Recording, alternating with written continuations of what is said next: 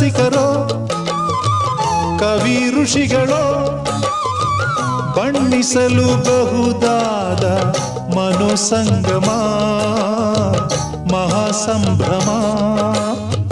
ಕಲಾಕುಂಜವೋ ನಭೋವರ್ಣವೋ ಚಿತ್ರಿಸಲು ಬಹುದಾದ ಮನೋಭಾವನೆ ಮಹಾಕಾಮನೆ ಗಂಧರ್ವಲೋಕ ಬೆಳಗಿತೊಂದು ದೀಪ